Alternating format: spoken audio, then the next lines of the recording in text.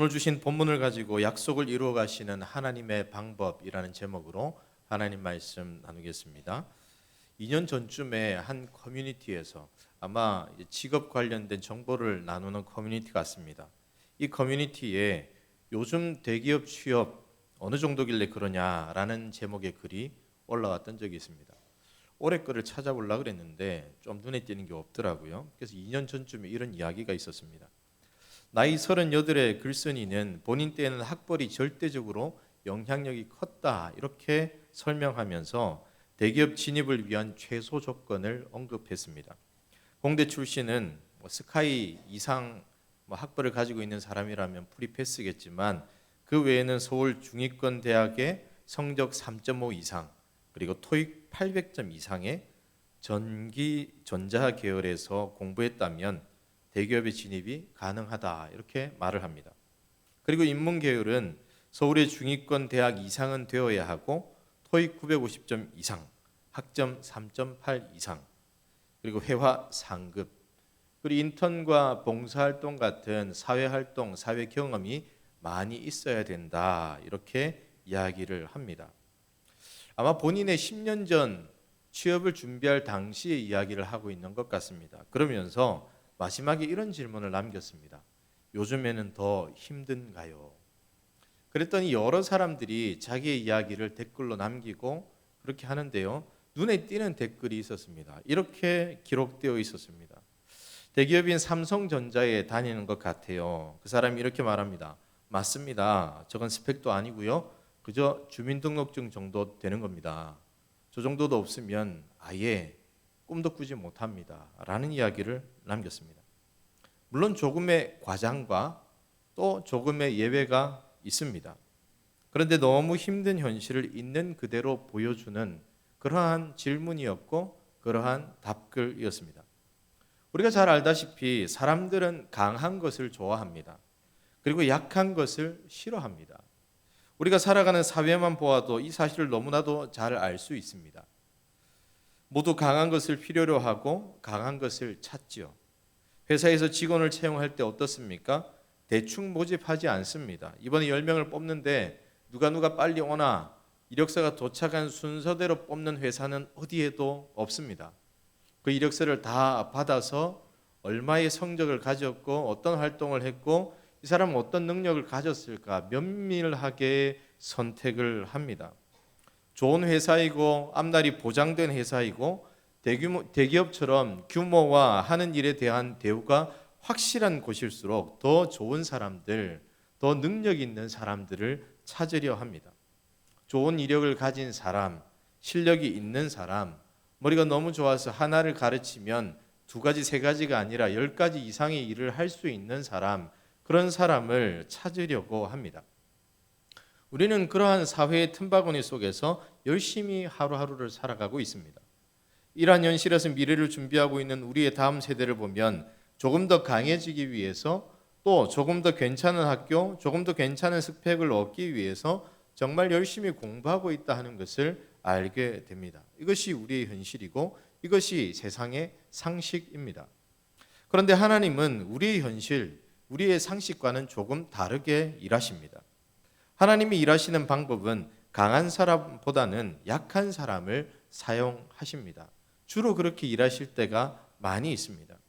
우리가 생각하기에 강한 사람이면 더 많이 일할 수 있고 더 잘할 수 있을 것 같은데 하나님은 늘 약한 사람을 찾아가셔서 그를 세우시고 일하십니다. 하나님은 왜 이렇게 일하시는 것일까요? 단편적으로 우리가 생각하면 하나님은 모든 일하심 속에 그분을 드러내 보이시기를 원하시기 때문에 이렇게 일하십니다라고 답할 수 있습니다. 강한 사람이 일을 하면 일을 맡기신 하나님이 드러나는 것이 아니라 그 일을 감당하고 있는 강한 사람이 드러나죠. 그러나 연약한 사람, 누구도 거들떠보지 않는 연약한 사람을 선택하여 일하시면 저 사람도 이렇게 일을 한단 말인가? 과연 저 사람과 함께하는 분은 누구일까? 질문하며 그 사람의 모든 일들과 함께하고 계시는 하나님이 선명하게 드러난다는 사실입니다. 이것이 성경 전체에 흐르고 있는 하나님의 특별함의 일하심의 모습입니다. 또한 하나님이 이렇게 일하실 수 있는 이유는 우리는 부족하지만 하나님은 전혀 부족한 분이 아니시기 때문입니다. 오늘 우리가 읽은 말씀은 하나님께서 이스라엘 백성들을 구원하시기 위해서 모세를 선택하시는 장면입니다. 우리가 이 말씀 속에서 하나님의 일하심이 어떠한 특별함을 가지고 있는지 살펴보면서 하나님의 일하심 앞에 새로운 소망을 품는 그런 귀한 시간이 되기를 주 예수님의 이름으로 축복합니다. 첫째로 하나님께서는 자신의 약함을 깨달은 사람을 사용하십니다. 하나님은 사람을 선택하셔서 하나님의 계획을 완성해 가십니다.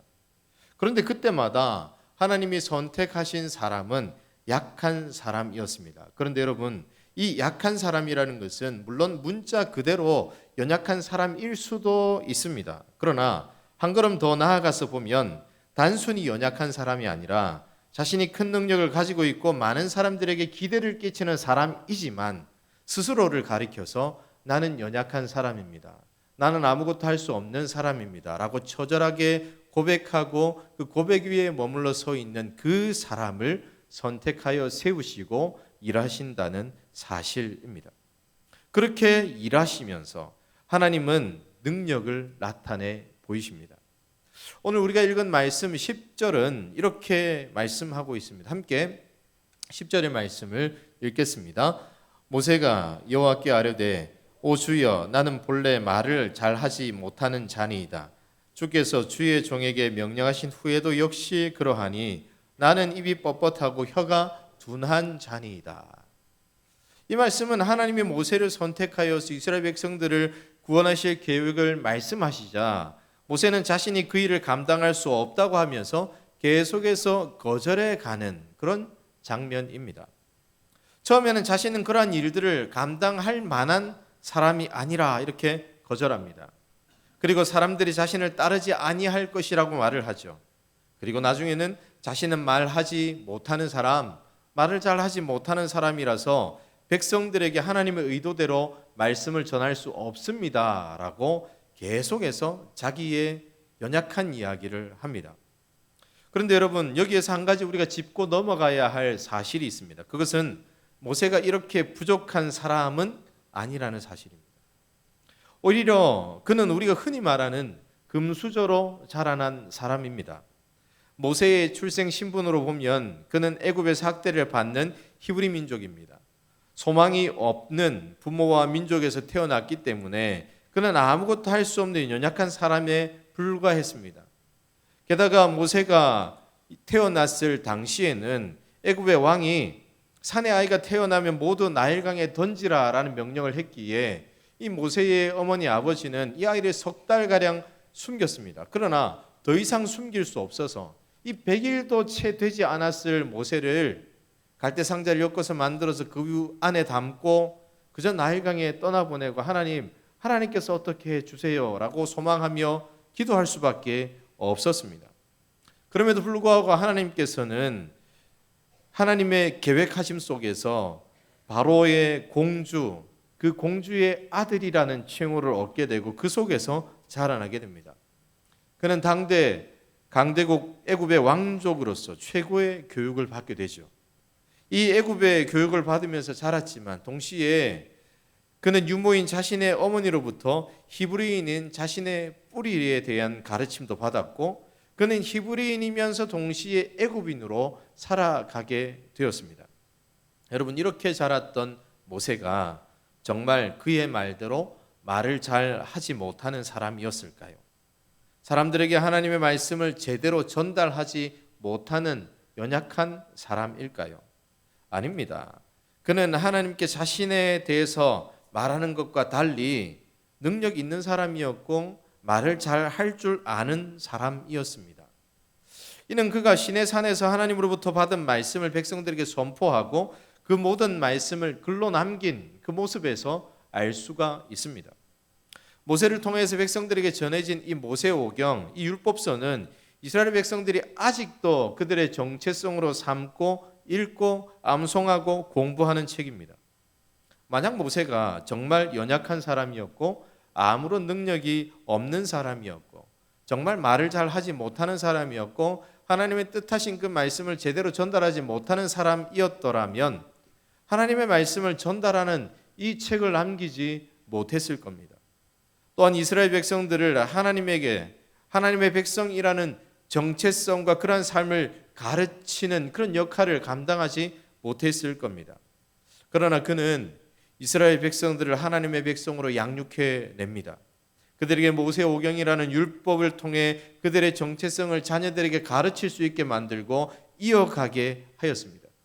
모든 것을 주신 분은 분명 하나님이시만 그것을 적절하게 가르치는 모든 역할을 모세가 감당을 했습니다. 그렇다면 모세는 왜 스스로를 가리켜서 연약한 사람이다, 특별히 하나님께서 주시는 말씀을 이 백성들에게 제대로 전하지도 못하고 백성들이 나의 말을 들으면 나를 따라오지 않을 겁니다 라고 말하는 걸까요? 그것은 과거의 실패와 관련이 있습니다. 40년 전 모세는 애굽의 왕궁에서 민족을 구원하려고 노력했던 사람입니다. 그는 왕궁에서 바로의 공주의 아들로 살았지만 자신의 정체성은 히브리 민족이었기 때문에 동족을 향한 애굽인의 학대를 보고 그 학대에서 자신의 민족을 구해내었습니다. 이 기록이 출애굽기 2장 11절과 12절에 기록되어 있습니다. 함께 11절 12절의 말씀을 읽겠습니다. 시작. 모세가 장성한 후에 한 번은 자기 형제들에게 나가서 그들이 고되게 노동하는 것을 보더니 어떤 애굽 사람이 한 히브리 사람 곧 자기 형제를 치는 것을 본지라.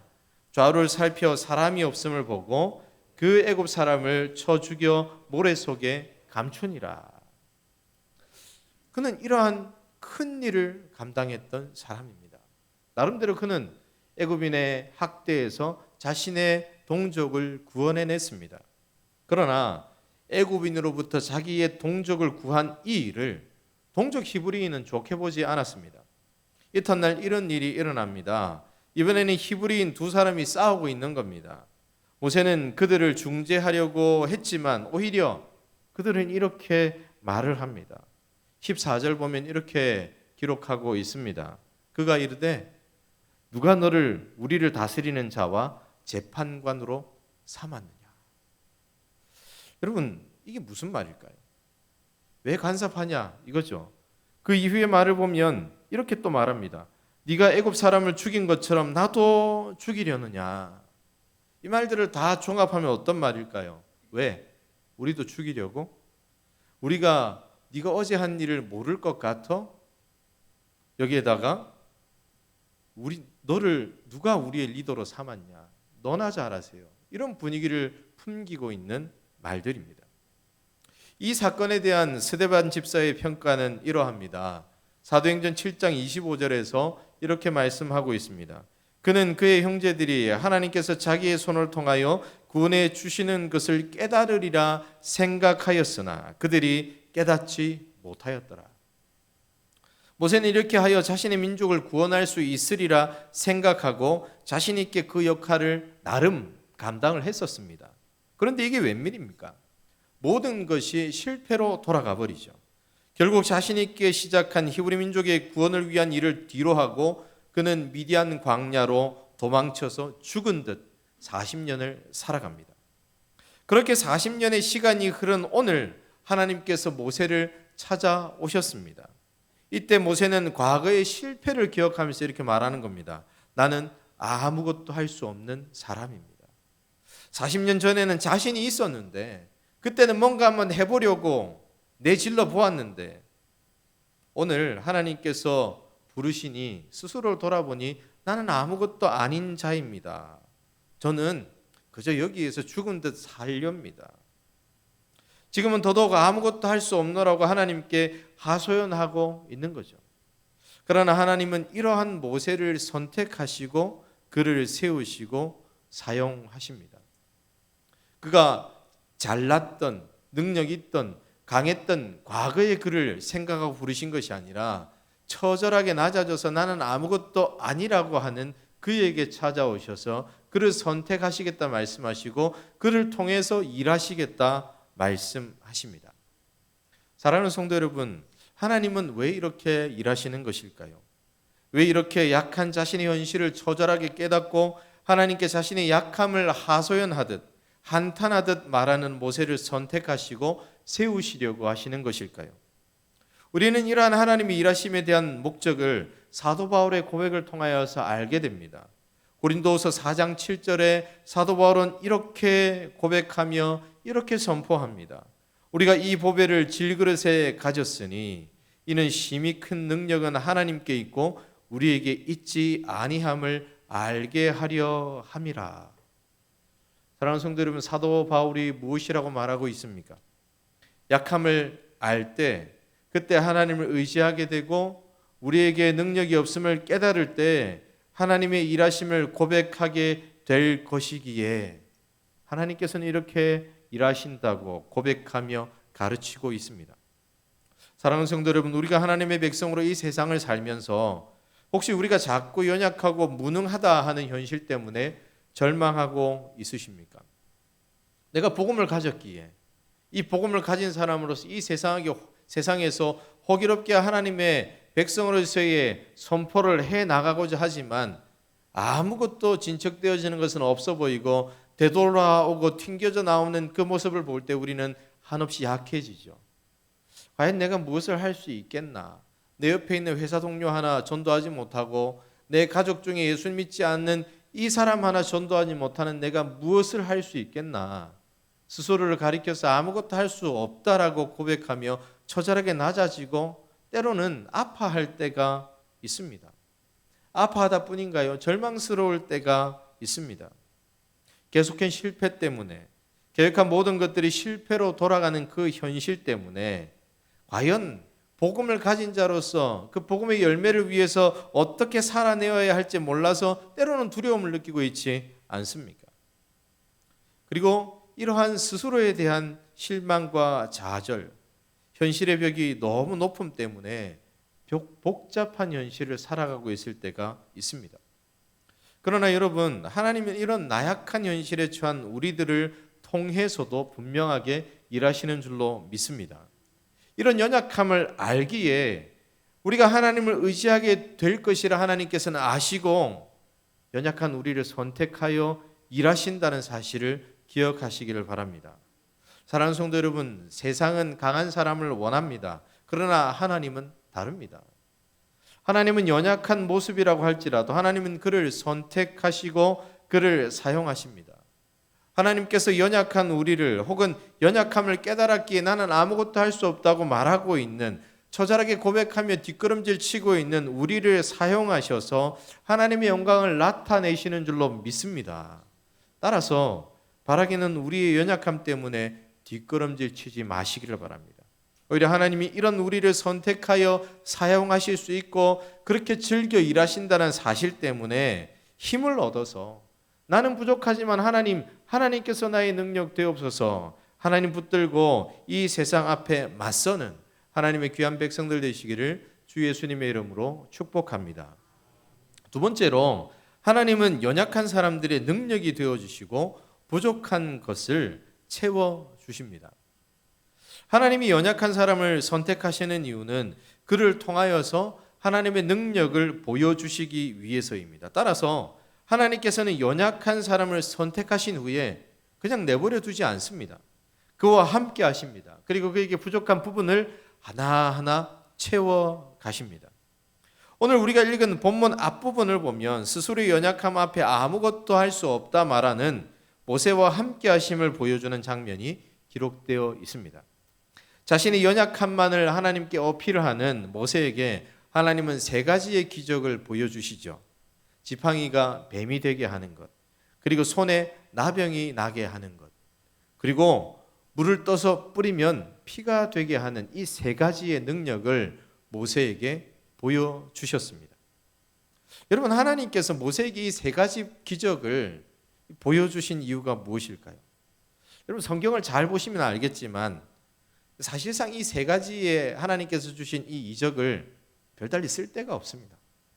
이렇게 말하면 뭐지? 이렇게 말씀하실 수 있겠지만 모세가 바로 앞에서 보여준 기적은 딱 하나지요. 뭐죠? 지팡이가 뱀이 되게 하는 것 단 한 가지밖에 없습니다. 물론 모세와 관련된 영화를 보면 이 세 가지 이적들 이렇게 넣었다 빼니까 나병이 생기고 물을 부으니까 피가 되는 그런 모습들을 영화에서는 표현을 했지만 성경 어디를 보아도 두 번째, 세 번째 이적은 사용한 적이 없는 것 같습니다. 그런데 하나님께서 사용하지도 않을 이 기적들을 왜 모세에게 주셨을까요? 이 기적들은 하나님이 어떤 분이신지를 분명하게 보여주는 겁니다. 지팡이가 뱀이 되게 하는 것 무엇이겠습니까? 이 기적은 죽은 나무 토막을 살아있는 뱀이 되게 하시는 하나님의 능력을 보여줍니다. 그리고 손에 나병이 나게 하시는 것, 죽음의 병을 일으키고 또 그 병을 낫게 하시는 분이 하나님이시다 하는 것을 가르쳐 주는 것이죠. 그리고 물이 피가 되게 하는 것은 생명의 물이 피가 되어 죽음의 물이 될 수 있게 하는 것도 하나님의 능력이다 하는 것을 모세에게 가르쳐 주시고, 모세에게 이 능력을 주시면서 이 기적을 주시면서 그런 내가 너와 함께 있다라는 것을 분명하게 보여주시는 대목이라는 겁니다. 이러한 기적을 통해서 하나님은 모세에게 하나님이 삶과 죽음을 비롯하여서 모든 것을 주장하시는 분이심을 보여주셨습니다. 그리고 이러한 하나님께서 모세와 함께 하실 것임을 보여주셨습니다. 모든 이적들이 모세를 통하여서 나가는 것이기 때문입니다. 그렇다면 이제 모세는 어떻게 해야 하겠습니까? 그는 하나님의 일하심을 믿고 하나님을 의지하면서 담대하게 애굽 땅을 향해 나아갈 수 있어야 합니다. 그러나 모세는 아직 무언가 부족한 것 같습니다. 모세는 이제 하나님께서 함께 하시고자 하시는 것, 그리고 하나님께서 나를 통해 일하시는 것을 알고 있었지만 여전히 부담스러워하는 것이 있었습니다. 그것이 바로 말이었습니다. 말. 자신은 애굽에서 실패한 기억이 있습니다. 그런데 그 실패한 기억이 무엇으로부터 나왔을까요? 바로 말입니다. 말. 그들에게 하나님의 뜻을 전달하는 일에 있어서, 그들을 이끌고 애굽에서 나와 가나안 땅으로 가던 모든 일에 있어서 말이 정말 중요한 요소인데 40년 전에 이들을 설득하여 이들을 하나님께서 이끌게 하셔서 나에게 맡기신 일들을 맡기셨기에 이들을 이끌고 내가 큰 일을 할 수 있을 거라 생각했는데 말로 다 상처를 받은 거죠. 자신이 과거 히브리 민족을 구원하려 했지만 그 구원하려고 했던 마음들을 거부했었던 이 히브리인들의 말들 때문에 그의 입이 뻣뻣하게 되어졌습니다. 히브리 민족도 모세가 누구인지 과거를 떠올려 보면 잘 알 겁니다. 그 40년 전에 그 애굽의 왕자로 있던 그 히브리 민족 중에 한 사람이 있었는데 그 사람 갔어요. 이렇게 기억할 법한 그런 사람들이 여전히 남아 있었더라는 겁니다. 그래서 그는 이렇게 말합니다. 오늘 우리가 읽은 10절입니다. 모세가 여호와께 아뢰되 오 주여 나는 본래 말을 잘하지 못하는 자니이다. 주께서 주의 종에게 명령하신 후에도 역시 그러하니. 이 말이 무슨 말일까요? 주께서 저를 선택하셨지만 저 역시 아직까지 자신 없습니다. 이 말이 그 사람들에게 무슨 능력이 되겠습니까? 그 사람들을 설득할 아무런 능력이 저에게는 없습니다. 결정적으로 나는 입이 뻣뻣하고 과거에 묶여 있어서 혀 또한 둔한 사람입니다. 이때 하나님은 그에게 세 가지 기적을 주셨던 것처럼 하나님이 어떤 분이신지 다시 한번 강조하여 말씀하십니다. 그 말씀이 11절과 12절의 말씀입니다. 함께 11절과 12절의 말씀을 한 목소리로 읽겠습니다. 시작. 여호와께서 그에게 이르시되 누가 사람의 입을 지었느냐? 누가 말 못하는 자나 못 듣는 자나 눈 밝은 자나 맹인이 되게 하였느냐? 나 여호와가 아니냐? 이제 가라. 내가 내 입과 함께 있어서 할 말을 가르치리라. 그리고 이러한 말씀에도 여전히 자신의 부족함을 어필하는 모세에게 하나님은 실질적인 도움을 줄 수 있도록, 이 말하는 문제를 해결할 수 있도록, 자신의 심정적인 과거를 털어버릴 수 있도록 아론을 붙여주셨습니다. 자신의 형인 아론은 같은 레위인 출신으로서 히브리 민족에게 신뢰를 주는 인물이었습니다. 자신은 말을 통해 백성들을 이끌기가 부족할지 몰라도 하나님은 아론을 통하여서 모세의 말에 신뢰를 주고 백성들을 이끄시겠다고 말씀하십니다. 여러분, 하나님은 자신의 연약함 때문에 쉽사리 하나님께서 맡기시는 사명에 응답하지 못하는 이 모세를 향하여서 계속 설득해 가십니다. 함께 해주시는 능력을 보여주시고 계속해서 하나님이 어떤 분이신지 가르쳐 주시고 실제적으로 사람까지 붙여주시면서 부족한 부분들을 채워 가십니다. 모세는 이러한 하나님의 채우심을 힘입고 하나님의 보여주신 모든 기적들을 통하여서 힘을 얻어서 하나님의 함께 하심을 굳게 믿는 그 믿음으로 애굽 땅을 향하여 한 걸음 한 걸음 나아갑니다. 그 장면이 20절에 기록되어 있습니다. 이렇게 말씀하고 있습니다. 모세가 그의 아내와 아들들을 나귀에 태우고 애굽으로 돌아가는데 모세가 하나님의 지팡이를 손에 잡았더라. 사랑하는 성도 여러분, 모세가 무엇을 붙잡았습니까? 하나님의 지팡이를 손에 붙잡았습니다.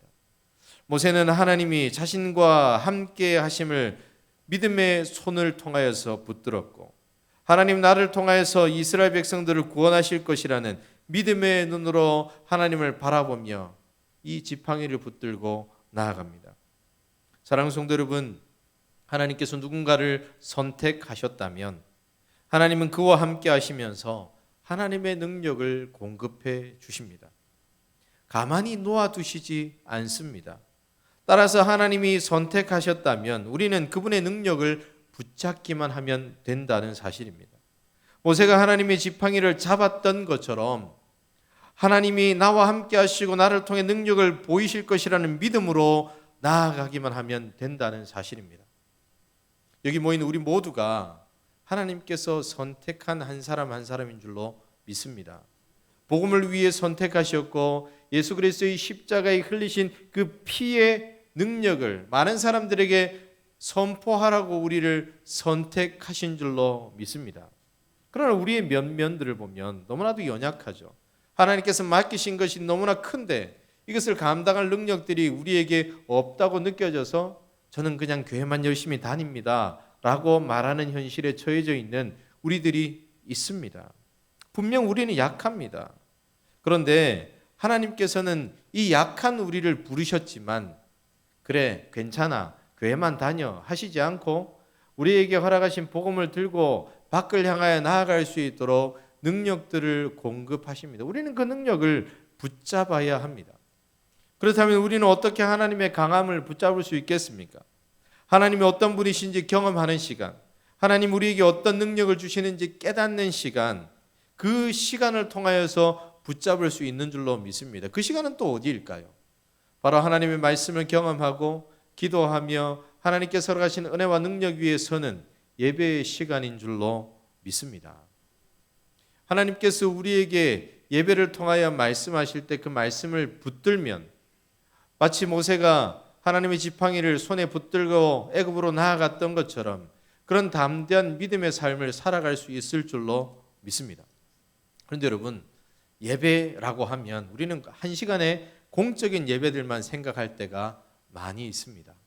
그러나 여러분, 이 한 시간의 예배가 정말 중요하고 이 시간을 통하여서 우리에게 하나님의 능력과 말씀이 채워지지만 우리의 삶의 현장에서 우리가 아침부터 일어나서 저녁에 이 잠자리에 드는 시간까지 하나님께서 우리에게 허락하신 삶의 예배라는 시간들이 있습니다. 어떤 시간입니까? 하나님께서 주신 말씀을 붙들고 읽고 묵상하고 깨닫는 시간입니다. 하나님께 골방에서 하나님을 찾는 시간입니다. 우리에게 어떠한 사명을 향한 능력을 허락하실지 기대하며 하나님 바라보는 시간입니다.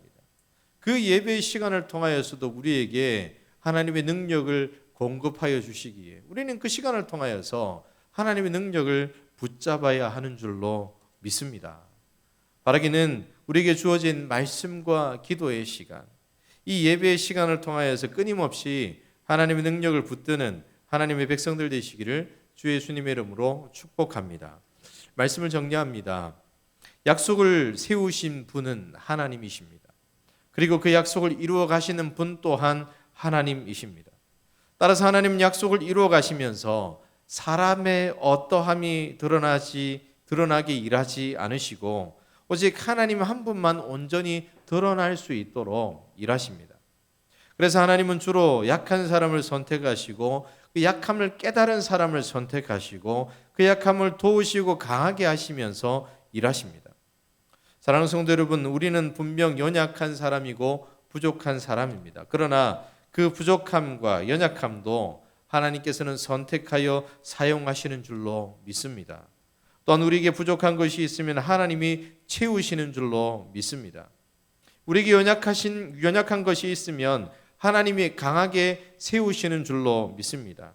따라서 바라기는 하나님을 바라보고 하나님을 통하여서 새 힘을 얻고 그 힘을 의지하여 하나님께서 맡기시는 곳으로 나아가는 하나님의 백성들 되시기를 주 예수님의 이름으로 축복합니다.